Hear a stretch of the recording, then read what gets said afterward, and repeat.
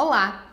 Hoje nós vamos tratar de um assunto muito importante tanto para a nutrição quanto para a saúde mental, que é aprender a diferenciar compulsão alimentar de exagero alimentar. Isso segundo a Associação Americana de Psiquiatria. Vamos começar entendendo sobre exagero alimentar. O exagero alimentar, ele é marcado por um episódio em que comemos além do que gostaríamos, em relação à nossa saciedade, porém não há um descontrole, a gente come de forma consciente, às vezes até planejada. Por exemplo, vamos supor que tenhamos uma festa de aniversário para ir e lá nessa festa haviam muitos salgados, muitos doces, em que a gente acaba consumindo um pouco além do que deveria.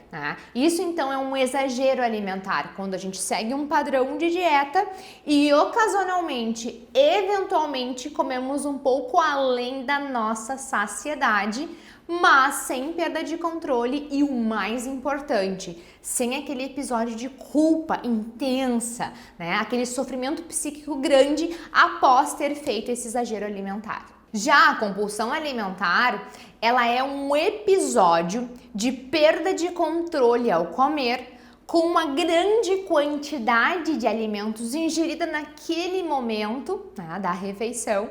Então, sempre a compulsão alimentar é marcada por uma quantidade muito grande de alimentos, com perda do controle e com uma culpa imensa após esse episódio.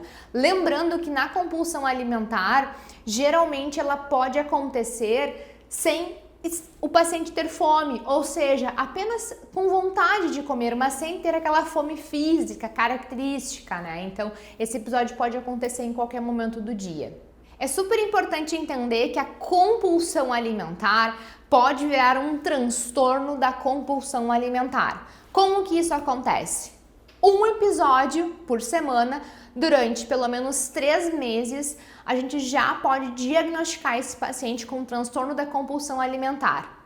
Transtorno da compulsão alimentar é uma doença psiquiátrica grave, e que tem tratamento. Não é apenas uma falta de força de vontade em apenas parar de ter aqueles episódios de compulsão. Não, é super importante vocês buscarem tratamento quem se identificou com esses padrões de compulsão alimentar, pensando numa equipe mínima de psiquiatra, psicólogo e nutricionista, porque é muito importante que a gente trate, porque essa compulsão alimentar, esse transtorno, ele pode trazer consequências, ele pode trazer outras doenças junto ao transtorno da compulsão alimentar, sem contar no grande prejuízo para a qualidade de vida. Se a gente pudesse pontuar as diferenças entre exagero alimentar e compulsão alimentar, a principal questão é que a pessoa no exagero alimentar, ela consegue parar de comer. A compulsão alimentar é muito marcada por uma alimentação escondida, em que as pessoas fecham toda a casa para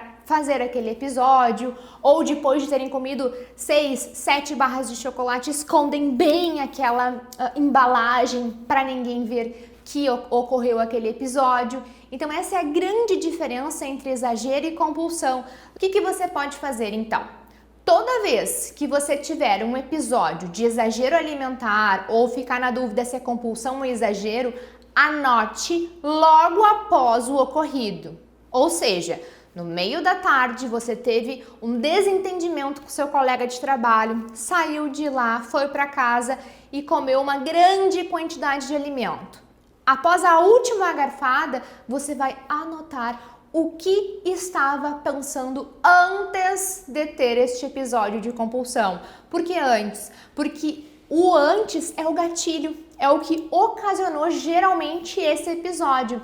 E se a gente não identifica isso de uma forma bem clara e objetiva, o tratamento fica muito difícil. Então observe quando acontecer esses episódios, anote e tente refletir como que a gente pode melhorar estes pensamentos e esses sentimentos antes deste episódio, pensando em preveni-los no futuro. Lembre-se que exagerar pode fazer parte de uma alimentação normal, porém, compulsão alimentar é um sinal de alerta. Se você se identificou com a nossa conversa de hoje, procure um apoio profissional.